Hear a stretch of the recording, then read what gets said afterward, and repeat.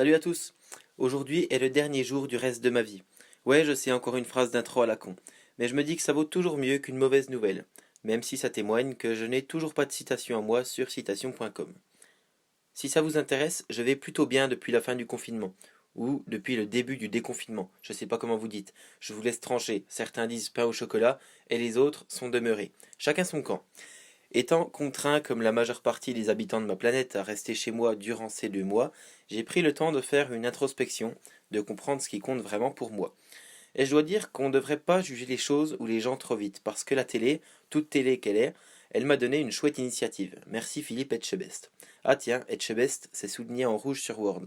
Lui non plus, il n'est pas si célèbre finalement. Je me suis lancé dans des tests de cuisine un peu farfelus et je dois avouer que ça me plaît bien. Enfin, si j'ouvre mon resto, j'aurai plus de chances de passer dans Cauchemar en cuisine que dans Top Chef, mais c'est un premier pas. À part ça, les magasins ont ouvert à nouveau. J'ai retrouvé le plaisir de marcher des kilomètres dans le magasin de bricolage pour trouver des vis. Tout le monde portait un masque, sauf les 40% d'égoïstes qui pensent qu'ils ne représentent pas de risque pour les autres. Et même si j'en portais un, j'ai regretté. Ouais, franchement, j'ai regretté d'avoir mangé de la tarte à l'oignon le midi. Alors, merci Philippe Etchebest, mais précisez quand même dans Top Chef qu'il faut éviter de porter un masque après ça, ou qu'il faut respirer par le nez.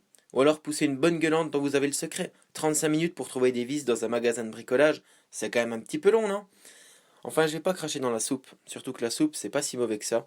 J'étais quand même content de revoir des vrais gens, même s'ils courent toujours aussi vite dans les magasins pour acheter des produits de l'autre bout du monde, et qu'ils jettent leur masque au pied de leur SUV en sortant. Quand je vois ça, je me dis que changer de mentalité n'est pas si facile. Mais j'observe quand même un changement. Progressif, lent, mais un changement. Les politiques écologistes. Oula. Alors, avant de me faire radier de YouTube pour propos moralisateurs ou sectaires, je refuse, comme beaucoup d'êtres humains, d'être rangé derrière le mot écolo, devenu péjoratif. Je défends juste ce qui me permet de respirer, de manger et de boire. Et je continue à me demander de quoi vivent ceux qui pensent autrement. Je reviens à mes moutons. Je remarque que les mouvements politiques encouragent le changement, et je me dis que même si à la fin de l'histoire le tableau ne sera pas parfait, il pourrait quand même ressembler à quelque chose de sympa. Puis je me dis que les droitiers qui vont à la chasse en hiver et à la pêche en été vont se sentir un peu déboussolés quand le dérèglement climatique aura brouillé les saisons. À quelle cause vont-ils se rattacher? Y aura-t-il un parti de la météo qui s'opposera radicalement au cumulus en été? Quoi qu'il en soit, l'être humain ne manque pas d'idées quand il faut trouver des arguments pour persévérer dans sa bêtise. Mais je me dis qu'il peut aussi arrêter d'avoir peur de tout le monde et avoir de bonnes idées.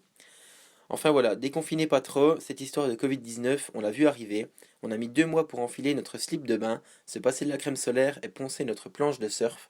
On a maîtrisé la première vague, mais veillons à ne pas se prendre la deuxième vague dans la gueule, parce que pour certains, ce pourrait être le premier jour de leur fin de vie. Pensez à eux et soyez prudents. Allez, à bientôt.